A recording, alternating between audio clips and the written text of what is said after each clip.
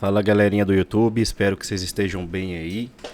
Estamos aqui mais uma vez superando a preguiça para poder passar uma correção para vocês, né? A correção aqui da revisão da prova do primeiro bimestre. Então vamos dar uma analisada nas questões aqui e ver possibilidades de respostas, né? Primeira questão. O que foi a República Oligárquica? Ela aconteceu em que período? Quais foram suas maiores características? Então a gente percebe, né, que é uma questão que vem com 3 perguntas. O que foi a República Oligárquica? Ela aconteceu em que período? E quais foram suas maiores características? Uma sugestão de resposta que vocês podem estar colocando aí seria essa aqui, ó. A República Oligárquica foi um período da história do Brasil que ocorreu entre os anos de 1889 e 1930. Né? Aqui a gente já abate as 2 primeiras questões, né? Continuando.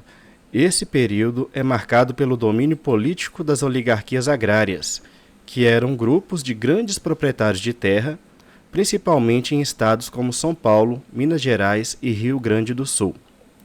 As principais características da República Oligárquica incluem o coronelismo, que era o controle político exercido pelos coronéis ou grandes fazendeiros sobre as populações rurais, o voto de cabresto, a alternância de poder entre as oligarquias estaduais no governo federal, conhecida como a política do café com leite, a fraude eleitoral, a centralização política e a exclusão das camadas populares do processo político. Ok? Vamos aqui para a questão 2. 2. Explique o que foi a política do café com leite e como ela beneficiava as oligarquias, né? Como a política do café com leite vai beneficiar esses grandes fazendeiros aí. Vamos ver. A política do café com leite foi um arranjo político que dominou a República Oligárquica Brasileira, estendendo-se aproximadamente de 1894 a 1930. Esse sistema consistia em um acordo informal entre as oligarquias de São Paulo, representando a produção de café, e Minas Gerais, representando a produção de leite, que se revezavam no controle da presidência da República. Esse arranjo beneficiava as oligarquias ao garantir a alternância de poder entre elas, assegurando a manutenção de seus interesses políticos e econômicos no governo federal. Beleza?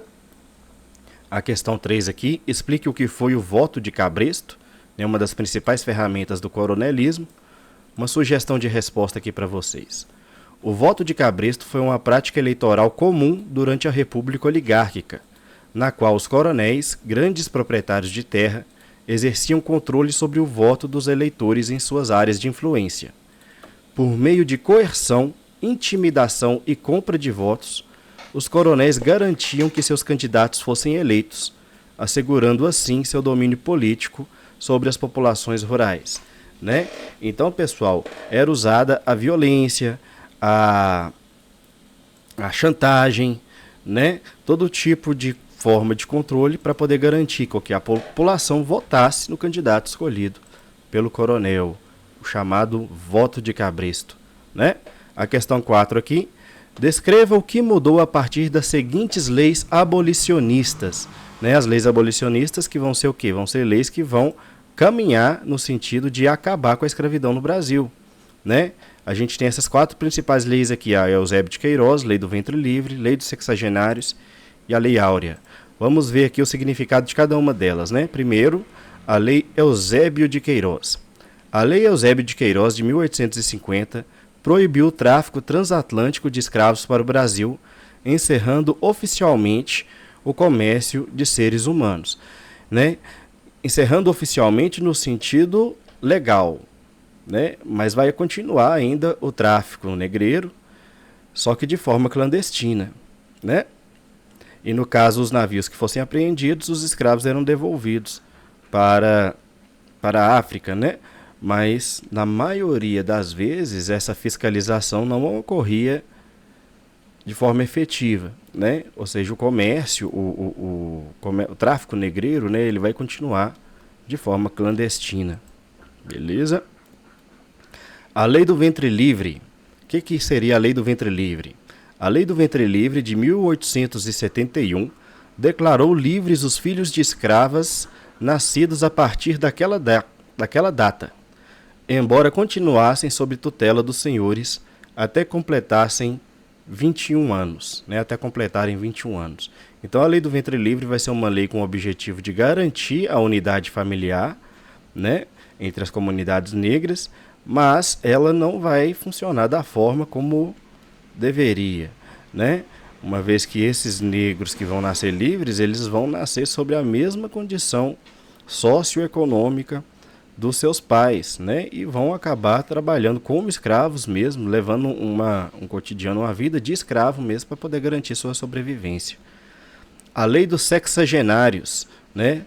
A lei dos sexagenários de 1885 concedeu liberdade aos escravos com mais de 60 anos de idade.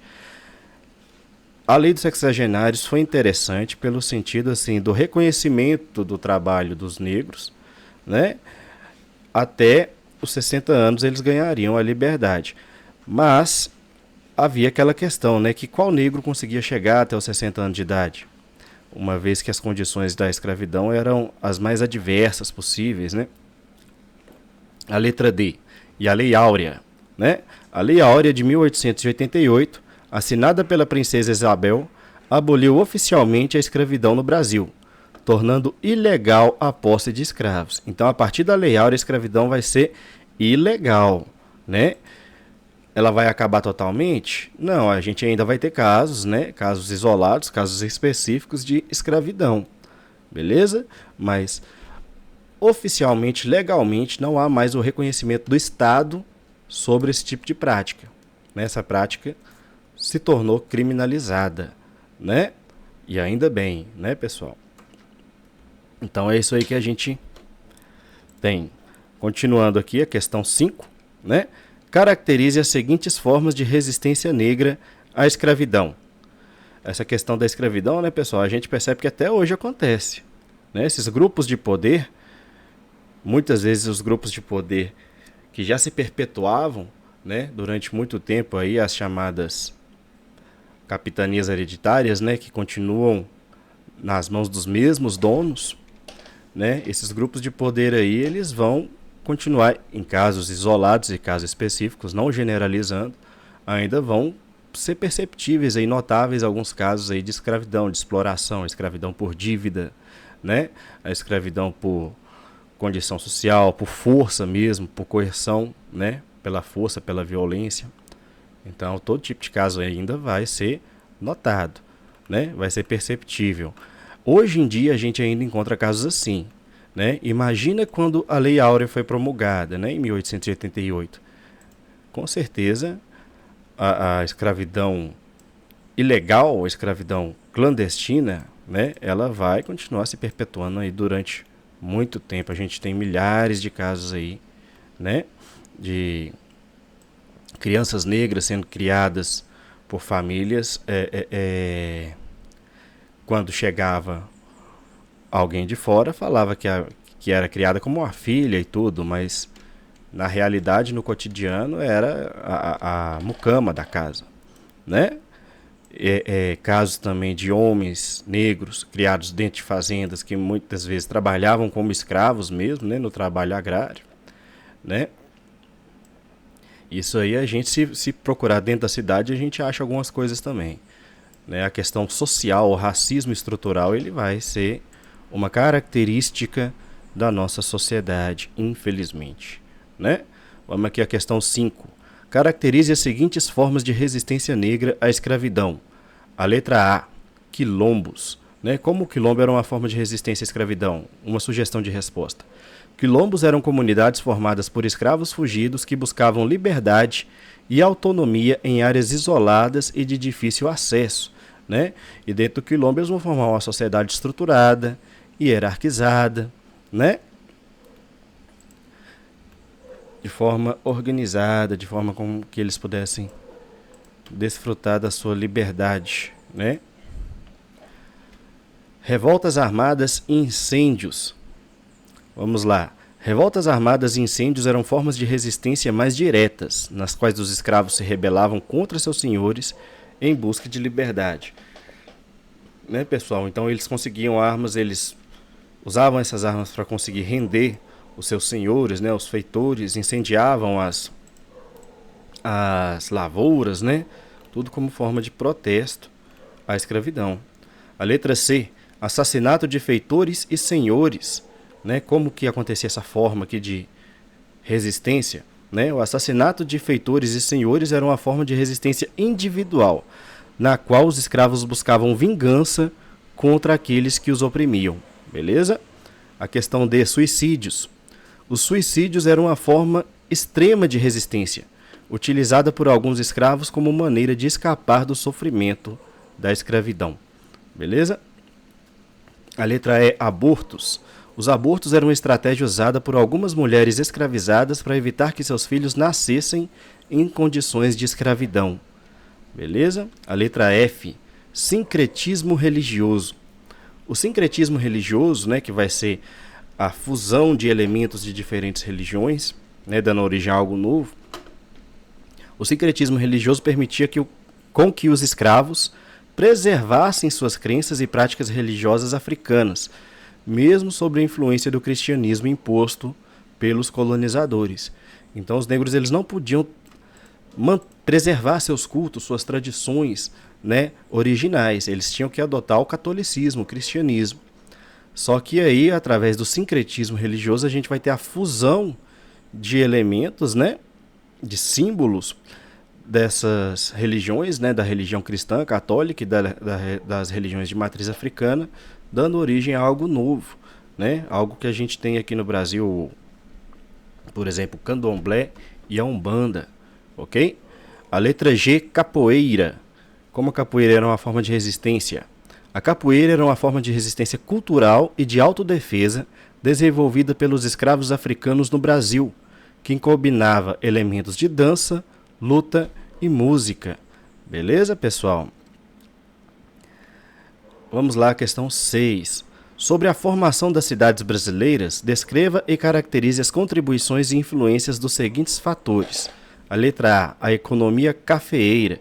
Como a economia cafeeira vai influenciar para o crescimento das cidades, né, pessoal? Uma sugestão de resposta aqui, vocês podem colocar algo mais resumido, né, claro. Vamos lá. A economia cafeeira e as ferrovias desempenharam papéis fundamentais na formação e expansão das cidades brasileiras. Durante um boom cafeeiro, nos séculos 19 e 20, né, uma explosão de produção de café no Brasil durante os séculos 19 e 20, as regiões produtoras do café, principalmente no sudeste do Brasil, experimentaram um significativo crescimento urbano impulsionado pela demanda internacional do café. Vai ser de tal forma que o Brasil vai se tornar o maior produtor, né, exportador de café. As ferrovias foram construídas para conectar as áreas de produção de café aos portos de exportação, permitindo o transporte eficiente do produto para os mercados externos. Essa infraestrutura ferroviária não só facilitou o escoamento da produção agrícola, mas também estimulou o surgimento de novas cidades e a expansão das já existentes ao longo das rotas ferroviárias. Beleza? As estações ferroviárias se tornaram centros de comércio e atividade econômica, promovendo o desenvolvimento urbano e comercial das áreas circunvizinhas. A economia cafeeira e as ferrovias, portanto, desempenharam um papel crucial na configuração do tecido urbano e na integração das cidades com centros de produção agrícola. Beleza, pessoal? Então, a economia cafeeira, ela vai ajudar o crescimento das cidades no Brasil. Por quê? Principalmente por causa da demanda de levar o café até os portos, de levar o café até o litoral, né? Isso aí que vai ser esse problema, né, que vai ser resolvido pela estratégia de linhas ferroviárias, né, de ferrovias, de trens mesmo, né, pessoal? Trens de carga para carregar esse café até o litoral. E aonde esse trem parava, né, geralmente se formavam povoados ali, formavam estruturas urbanas, né? E quando eles passavam em cidades que eram pequenas, essas cidades tendiam a crescer cada vez mais, porque a ferrovia passava por lá e isso estimulava a economia, beleza? A questão B, a industrialização, como a chegada da indústria, das fábricas no Brasil vão ajudar as cidades a crescerem. Uma sugestão de resposta aqui, ó. A industrialização, juntamente com a chegada dos automóveis, foi um marco na evolução das cidades brasileiras, influenciando tanto sua configuração social quanto geográfica. Com a industrialização, ocorreu uma concentração de fábricas e indústrias nas áreas urbanas, atraindo uma grande quantidade de trabalhadores em busca de emprego. Esse influxo popular contribuiu para o crescimento demográfico e a expansão urbana, levando à formação de novos bairros industriais e residenciais. A configuração social dos bairros refletia as divisões de classe, com áreas residenciais de alta renda, geralmente localizadas em regiões mais centrais, e áreas de baixa renda nas periferias. A chegada dos automóveis também teve um impacto significativo na estrutura das cidades. A construção de rodovias e a popularização dos automóveis permitiram uma maior mobilidade e flexibilidade no deslocamento urbano e interurbano. Isso levou ao crescimento das áreas residenciais nas periferias, à medida que as pessoas buscavam espaços mais amplos e acessíveis fora dos centros urbanos congestionados. Além disso, os automóveis influenciaram na criação da infraestrutura viária, como a construção de avenidas e viadutos, para acomodar o aumento do tráfego e facilitar a circulação de veículos. Esses fatores, combinados com a industrialização, moldaram a geografia urbana das cidades brasileiras, contribuindo para a diversificação e expansão dos espaços urbanos. Beleza, pessoal? Então, a industrialização, né, tanto a indústria de comércio quanto a indústria de automóveis, né, a gente vai ter aí um forte impacto dentro do crescimento das cidades, ok? Beleza, vamos lá, questão 7. Descreva como era a vida e o cotidiano dos operários dentro e fora das fábricas no início da industrialização no Brasil. Vamos lá, pessoal, sobre a vida dos operários, né? Uma sugestão de resposta. No início da industrialização no Brasil, os operários enfrentavam condições de trabalho desumanas dentro e fora das fábricas. Dentro das fábricas, eram submetidos a jornadas exaustivas, baixos salários, falta de segurança no trabalho e péssimas condições de higiene. Fora das fábricas, viviam em cortiços superlotados, com acesso precário à água potável, saneamento básico e serviços de saúde. Beleza, galera? Aqui a questão 8, né? Descreva quais eram as principais pautas e demandas históricas dos indígenas brasileiros durante o período republicano. Né? As pautas indígenas aqui, pessoal, sobre o período republicano. Durante o período republicano, as principais demandas dos indígenas brasileiros incluíam a demarcação e proteção de suas terras ancestrais, o reconhecimento de seus direitos territoriais e culturais, o combate à violência e exploração e o acesso a serviços básicos como saúde e educação. Né, pessoal? Então, aqui vão ser as principais pautas de luta, né, as principais demandas aqui dos índios durante o período histórico aí da República Velha, ok? E até hoje, na verdade, né? A questão 9. Caracterize e descreva os principais desafios históricos dos indígenas brasileiros no acesso aos seguintes direitos, né? Então, quais foram as principais dificuldades que os índios brasileiros tiveram, né, que as comunidades indígenas brasileiras tiveram no acesso aos direitos à terra, saúde, educação e autodeterminação, né, que é viver de acordo com as suas tradições, sua cultura. Beleza? Vamos lá, desafios no acesso à terra. Os principais desafios históricos dos indígenas brasileiros no acesso à terra incluem a demarcação e proteção de suas terras ancestrais contra invasões, grilagem e exploração econômica. Beleza, pessoal? O que é a grilagem? Grilagem é quando o pessoal invade a terra, né? A terra indígena, fazendo uso da força mesmo, se necessário, coloca uma cerca ali, começa a criar o gado, aproveitando a ausência da fiscalização, né? São terras assim de difícil acesso, é difícil fazer essa fiscalização também, mas aí depois de algum tempo, quando a terra já é produtiva, eles entram na justiça alegando o uso produtivo daquela terra, né? tornando aquela terra que era uma reserva indígena, convertendo ela em uma propriedade privada, né? A letra B aqui, ó.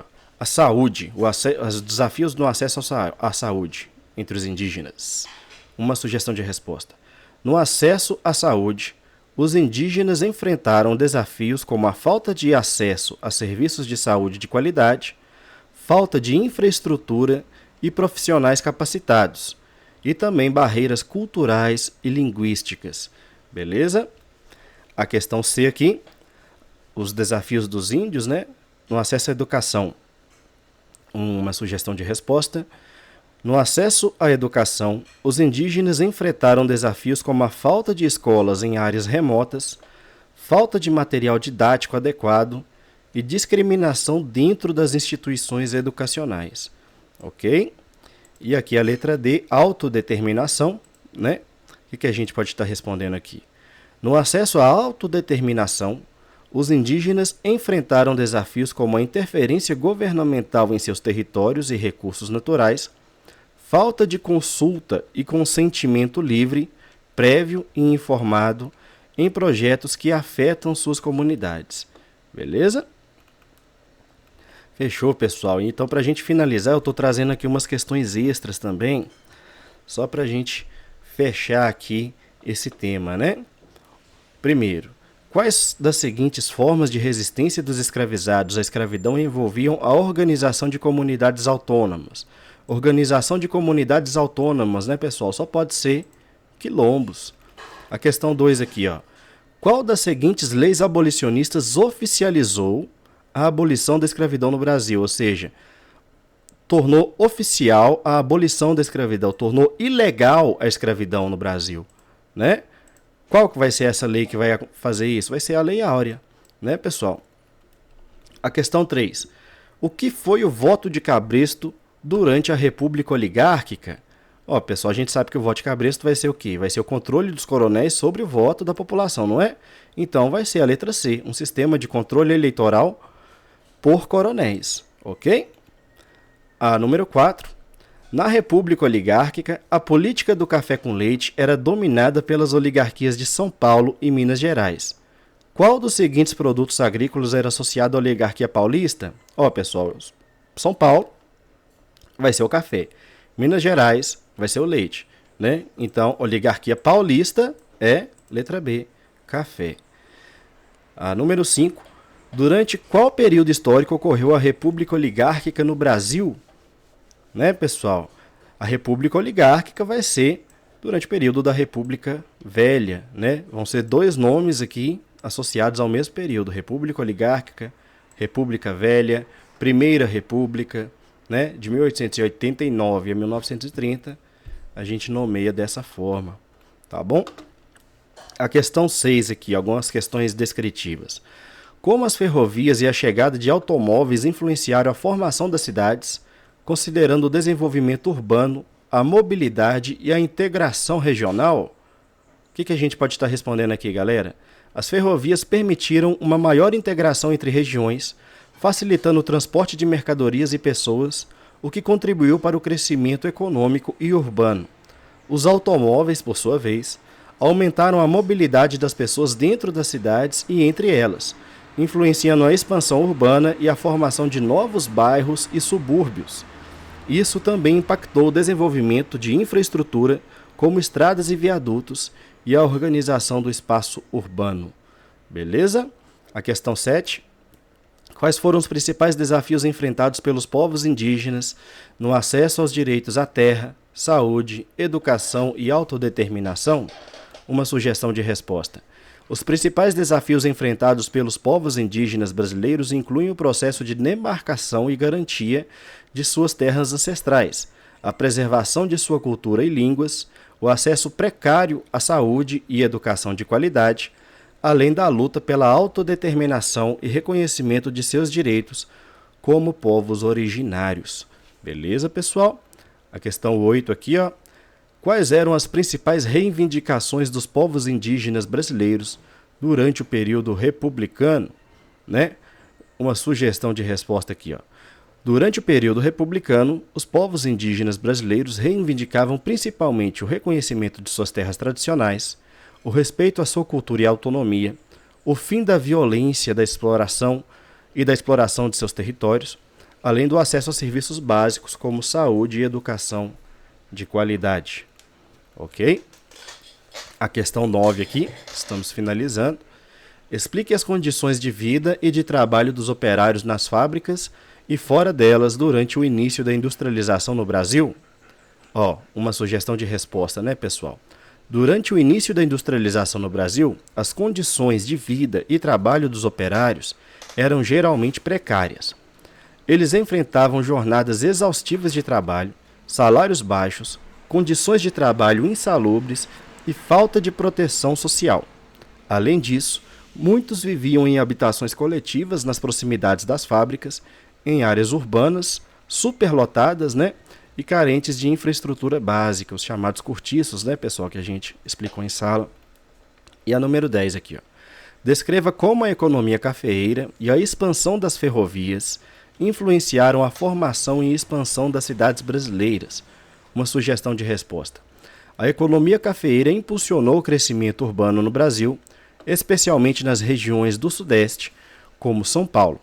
O aumento da produção do café demandava mão de obra, o que atraiu trabalhadores para as cidades. Além disso, o lucro gerado pelo café financiou investimentos em infraestrutura, como a construção de ferrovias.